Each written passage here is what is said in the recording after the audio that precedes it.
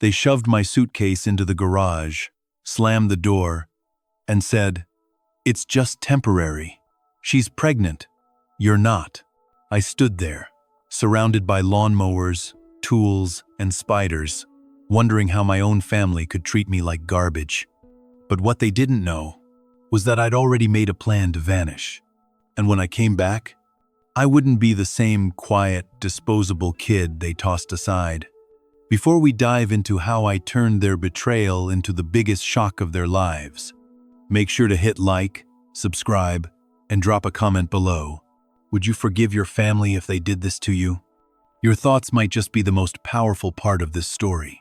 The moment my bedroom door clicked shut behind me, I knew something was wrong. My mom wasn't looking at me, just past me, at the hallway where my brother's pregnant girlfriend stood, with her hands on her belly and an air of entitlement thicker than the summer heat. "We need your room," Mom said. No apology, no hesitation, just a statement, like I was some guest overstaying my welcome. I blinked. "Wait, what?" She crossed her arms. "She's expecting a baby, and she needs a real bed. You'll be fine in the garage for now. It's temporary." Temporary. That word, it hits differently when it's used as a disguise for betrayal. I stood frozen in the hallway, waiting for my dad to say something, for my brother to step in.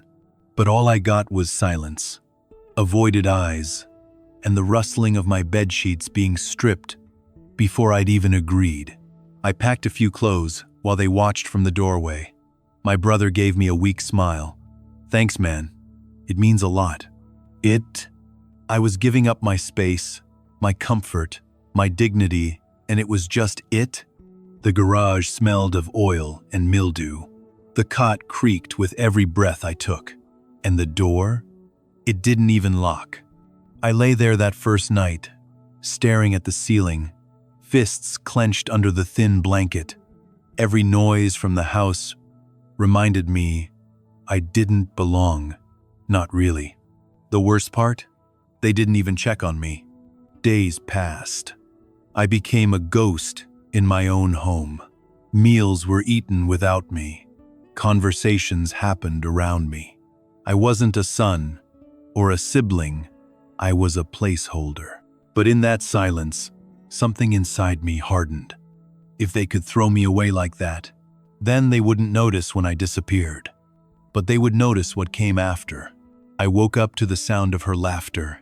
The girl who barely knew my name a week ago, now she was living in my room, sleeping in my bed, using my mirror. Her voice echoed down the hallway like it owned the place. And honestly, it did. The sun was already high, and once again, no one had called me for breakfast.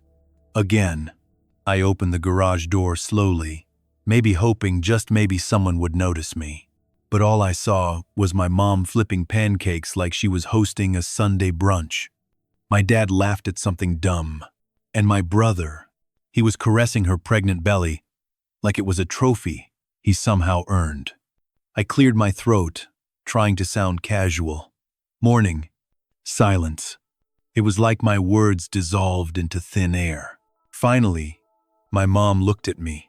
Not angry, not sad, just annoyed. "Can you close the door, please? You're letting the AC out." Me? I was the problem because I let out some air. I backed into the garage, my room, a moldy, windowless prison that smelled like dust and neglect. I sat on my makeshift mattress, my chest tightening, my heartbeat thudded in my ears, my fists clenched on their own. Shame burned hotter than the thick summer heat trapped in that space. That's when it hit me. This wasn't about space. This was about who I was to them. And apparently, I was no one. I grabbed my old high school notebook, the one I hadn't touched in years, and wrote just 3 words. They chose them. The family that was supposed to protect me, defend me, love me, they chose someone else. A girl they barely knew, a child not even born yet. I wasn't a son anymore. I was just in the way. That was the moment the idea sparked. A blurry plan, still forming. What if I vanished? Would they even notice? And if I came back someday, what if I returned as someone they could never overlook again? But before I could disappear, I needed an exit strategy. And the universe? It was about to hand me one, in the most unexpected way. 3 days after they'd moved me into the garage like an old suitcase, I got a text.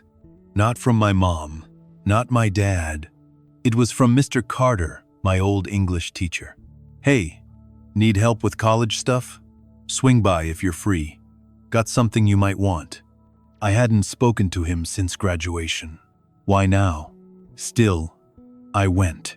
His house was modest but warm, and smelled like old books and fresh coffee.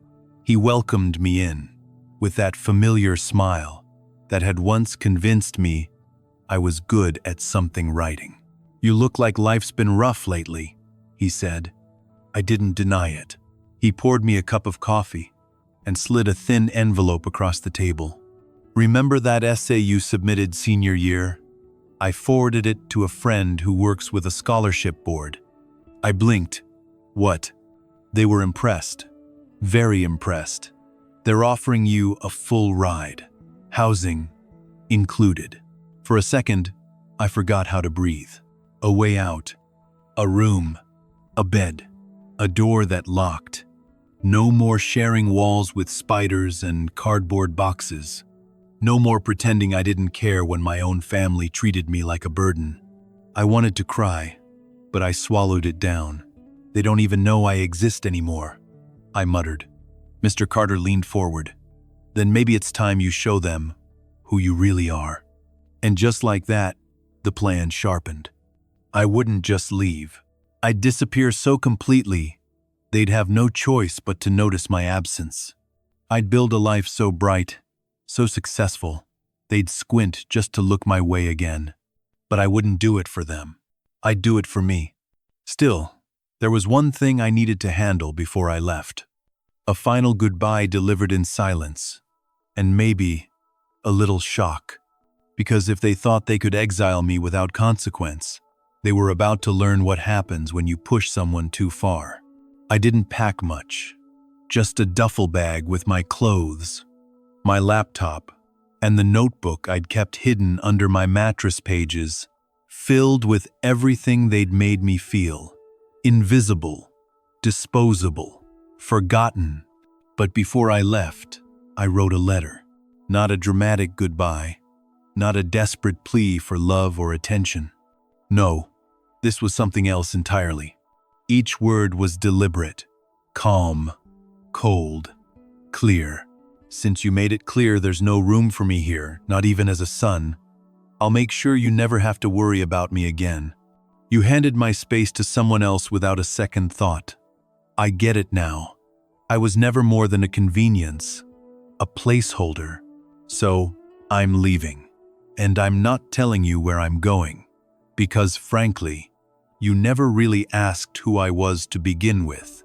When you realize I'm gone, don't bother looking. You won't find me. I signed it with nothing but my name, just first and last. No love, no sincerely, no soft landing. Then I placed it on the kitchen table, right under the magnet that held a sonogram photo of my brother's baby. The irony almost made me laugh. I took one last look around the house. The walls I'd grown up in suddenly felt smaller, like they were pressing in on me, squeezing the air out of my lungs. There was no rage, no tears, just this eerie, steady calm, like the part of me that used to hope had finally gone quiet. And then I walked out. No one saw me leave. No one stopped me. I caught the early bus out of town, my heart pounding as the road unrolled ahead of me. For the first time in years, I felt something close to freedom. But this wasn't the end of the story. Because while I disappeared from their lives, I was quietly building something of my own. And soon, they'd see it. Oh, they'd definitely see it, especially when the invitations went out. Freedom felt strange at first, like wearing clothes that didn't quite fit yet. But I was determined to grow into it. I settled in a small town 3 hours away. Quiet, unassuming. A place where no one knew my name, my past, or the garage I'd once been shoved into. At first, survival was all that mattered. I worked nights at a gas station, cleaned classrooms at a nearby college in the mornings, and spent my afternoons in the campus library, pretending I belonged there. Eventually, I did. I enrolled part-time, computer science. I'd always been good with tech, but no one in my family ever noticed, not even when I built our busted laptop from spare parts. Turns out, when you're not constantly being dismissed, your potential doesn't just exist, it thrives. Every assignment I turned in, every project I coded, every problem I solved, it was fuel. I was proving something, not just to them, but to myself. And while they carried on thinking I'd disappeared into nothing, I was quietly building everything. I didn't post anything on social media. No new chapter captions. No thirst for validation. Just silence. Because I wasn't interested in showing them. I was planning to make them look. Years passed. I graduated at the top of my class.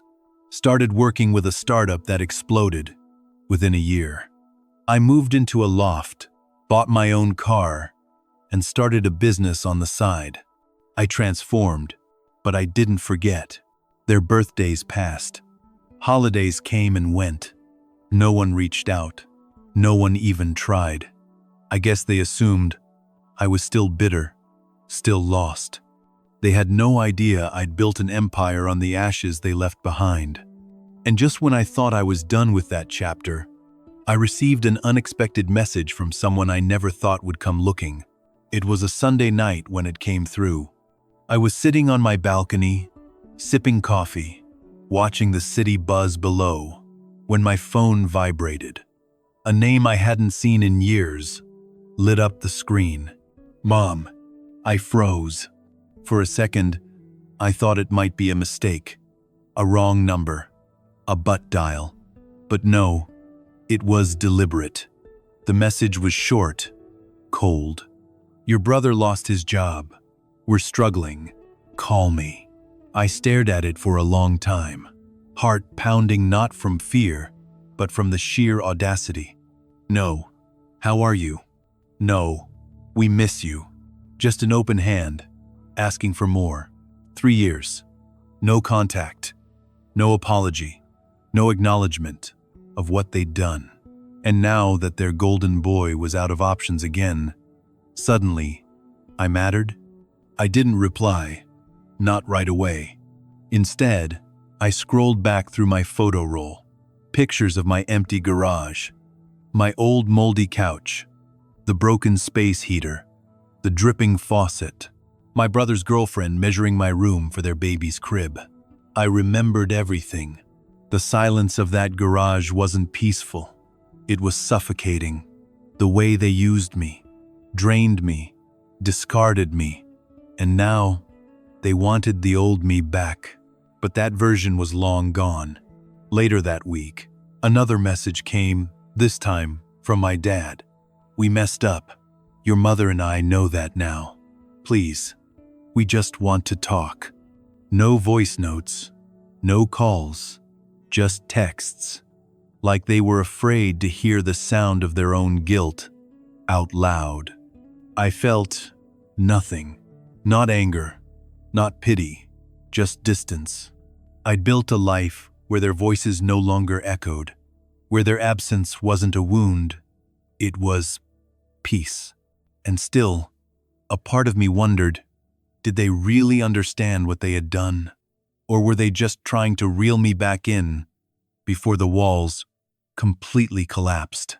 Then came the third message, from my brother, and it wasn't what I expected. It hit different when it came from him. My brother, the same guy who kicked me out of my own room, called me difficult when I resisted, and tried to rent out the garage I slept in, was now the one asking for help. His message wasn't long. No dramatic apology, no flowery words. "Hey, I messed up. We all did. Can we talk?" I stared at the screen, lips curling into a bitter smirk. Talk? After everything? Still, I was curious. So, I answered with 2 words. "About what?" The typing bubbles appeared instantly, like he'd been waiting by his phone. "About the baby. About us. I get it now. What you did. What you carried. We're falling apart, man. I don't know how to do any of this. You made it look easy." That line stopped me cold. You made it look easy. That's what they never understood. I made it look easy because I had no choice. I wasn't born with a safety net. I was the net. And now, when they were finally feeling the ground beneath them, they wanted to talk? I agreed to meet. Public place. Neutral territory. He picked a local diner, one we used to go to as kids. I got there early, watched through the window as he pulled up in a beat-up borrowed car. His hoodie was wrinkled, his eyes hollowed. Stress looked different on him. Real life had finally hit. He sat down across from me, quiet. "I don't know where to start," he said. "Try the beginning," I replied. He looked up, guilt plain in his face. "We treated you like a tool, not a brother. I thought I could coast forever, until I couldn't." I didn't say a word, just let him unravel. He told me Princess had left, couldn't take the pressure, said the house was toxic, took the baby to live with her parents, across state lines. "She said I wasn't built for this life," he said, voice cracking. I didn't disagree, and now I get it. You weren't selfish, you were exhausted. For a moment, I saw the kid I used to build Lego castles with, the boy who laughed at fart jokes and cried when Dad yelled, not the leech he'd become. "I don't expect you to forgive me," he said, eyes downcast. "But I just wanted you to know, I'm trying now." He slid a folded piece of paper across the table. It was a resume. "I got a warehouse job, full-time. I'm staying clean, budgeting, learning stuff online. I don't want to be that guy anymore." For once, he wasn't asking for money. He was asking for dignity. I left the diner that night with a strange weight in my chest. Not anger, not pity, but something heavier, like grief for what could have been. For years, I'd begged them, silently, loudly, emotionally, to recognize what I was doing for them. And now, when the damage was already done, when I had clawed my way out of the concrete box they threw me into, now they wanted to grow up? But something had changed. The next morning, I got a text from my dad. "Fixed the sink. Took me 4 hours. Watched some videos. Didn't flood the kitchen. No request for help. No expectation. Just a quiet update. A small spark." Later that week, my mom called. Not sobbing or accusing, but calm. "I got a part-time job," she said, almost like she didn't believe it herself. I thought I couldn't, but I had to. That hit me harder than I expected. For the first time, they were all trying, and that's when I knew I'd stopped being their bridge, and it forced them to build their own. By the end of the month, they'd cleaned up the disaster I left behind. Sort of. The toilet still leaked, the basement still smelled faintly like mold, and their groceries were a sad mix of ramen and generic peanut butter, but they were paying for it themselves. That's what mattered. My brother texted again. "Got promoted to night shift lead. Boss says I'm good at keeping people on task. Weird, right?" I replied with one word. Proud. And I meant it. Not because he'd changed overnight, Not because he'd fixed everything, but because, for once, he was showing up for his own life. I didn't move back in. I didn't offer to pay bills again. I didn't become the safety net. I stayed in my apartment, clean, quiet, mine. I went to work, cooked my own meals, bought a motorcycle I'd been dreaming about for years. Freedom felt like silence. Not the silence of resentment, but the peace of not being needed. That month, they made rent. On their own. It wasn't easy. It wasn't perfect. But it was real. And real was better than anything I ever forced into existence. The garage sat empty now. The moldy couch was gone. The broken space heater tossed out with the trash. And the single outlet that once powered my survival was finally silent. But I didn't clear it out. They did. One Saturday, I swung by to pick up a toolbox I'd forgotten. As I pulled up, I saw my dad sweeping out the garage with a stiff broom, muttering about dust and insulation.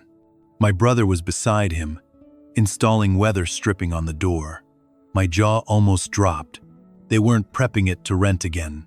They were turning it into a proper storage space. Functional, clean, no illusions. I walked inside the house and noticed something else. My old room, now theirs, was organized. The crib was in the corner. The shelves I'd built were stocked with baby gear, and a printed budget hung on the fridge. Handwritten notes all over it. I didn't say anything, but my mom did. We've been thinking of turning the garage into a proper office. For your dad's consulting. Maybe even for your brother to study. I raised an eyebrow. She smiled nervously. We're not asking for money. We just thought it would be good to build something ourselves. This time. I looked at that concrete box, the one that held me through cold nights and lonely silence, and felt closure. It wasn't a prison anymore. It was a monument, not to their failure, but to my boundary. That space had forced them to grow, forced them to finally look at their lives and see what I'd been shouldering. That cold, drafty garage changed everything, not because it was cruel, but because it made them uncomfortable enough to evolve. They didn't thank me. They didn't have to. The fact that they were standing upright, contributing, living, that was the thank you. As I left that day, I took one last look at the house I used to think was my burden. It wasn't anymore. It was theirs now, and they could keep it. Because I'd already claimed something far more valuable, my life back. 2 months later, I stood on the balcony of my new apartment, sipping coffee, watching the sunrise over the park. No crying babies, no dripping faucets, no one waiting for me to fix their chaos. Just peace, silence that felt earned. A few weeks earlier, I'd finalized the sale of the house. We split the remainder after the mortgage, taxes, and agent fees. It wasn't much, but it was enough to close the chapter. With my share, I bought exactly what I wanted.